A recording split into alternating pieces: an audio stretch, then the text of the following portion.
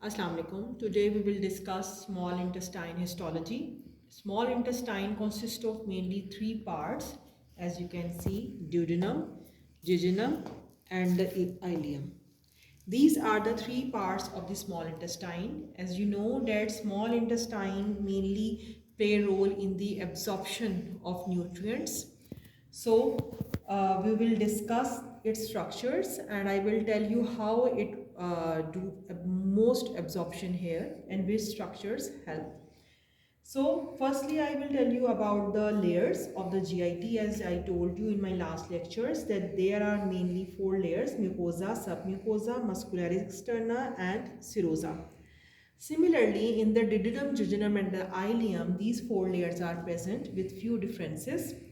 In the mucosa, you know that the epithelium is present and the lamina propria and muscularis mucosae. But the epithelium in case of the small intestine is simple columnar epithelium. There are also goblet cells, and this epithelium is present in all the three parts of the small intestine. Then we have the main feature of the mucosa, villi. These villi are mainly made up of, as you can see in this diagram, these are mainly made up of mucosa. These are the villi, which are covered by the enterocytes, which are simple columnar cells, and the goblet cells. So these villi are formed by the mucosa. One more fold is present in the mucosa, which is the plica circularis. These are permanent folds and these are formed by both mucosa and submucosa. These plica circularis are more prominent in the jejunum. Then we have the crypts of Lieberkühn or the intestinal glands. You can appreciate here with some cells. As you can appreciate here, the Paneth cells which are present in the basal portion of the intestinal gland, and enteroendocrine cells. As I told you that the whole GIT contain these enteroendocrine cells. Then few stem cells are present.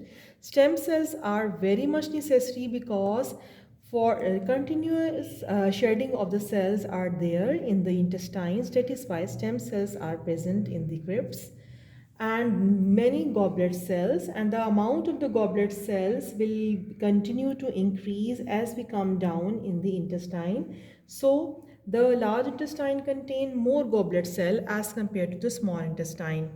So these are the main features of villi, which is formed by the mucosa, plica circularis, which is formed by mainly the mucosa and submucosa, and the intestinal glands, or we can say the crypts of Lieberkühn, with some cells, Paneth cells, enteroendocrine cells, stem cells, and the absorptive cells or enterocytes and goblet cells are also present here.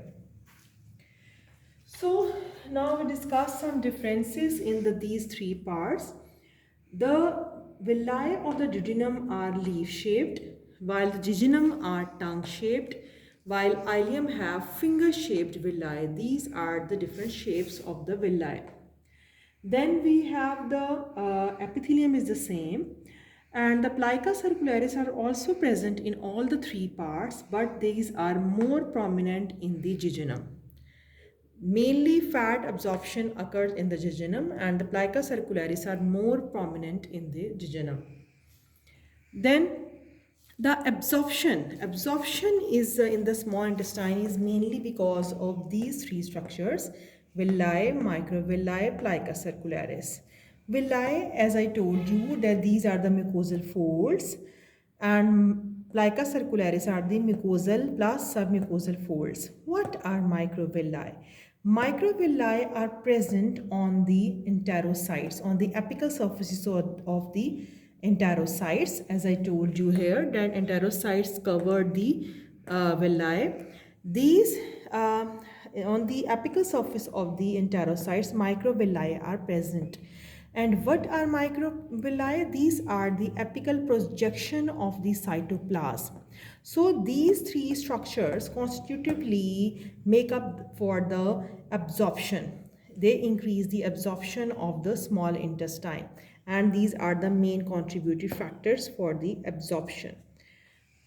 Then we have the muscularis mucosae. Muscularis mucosae is present again. This is a single or two layer of smooth muscles which you will draw in the duodenum, jejunum and ileum as well.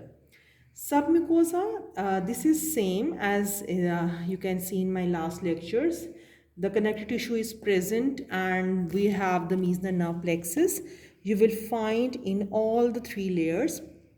But a peculiar feature you will find in the ileum.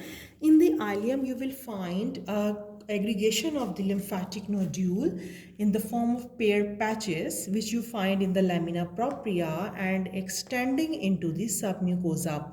Means you will draw the lymphatic nodule in the lamina propria, and this lymphatic nodule will cut or cross the muscularis mucosae and extend into the submucosa. This is the only feature which you will find in the ileum. Pairs patches are absent in the jejunum and the duodenum. Then we have the muscularis externa. Muscularis externa again consists of two layers, inner circular and outer longitudinal layers.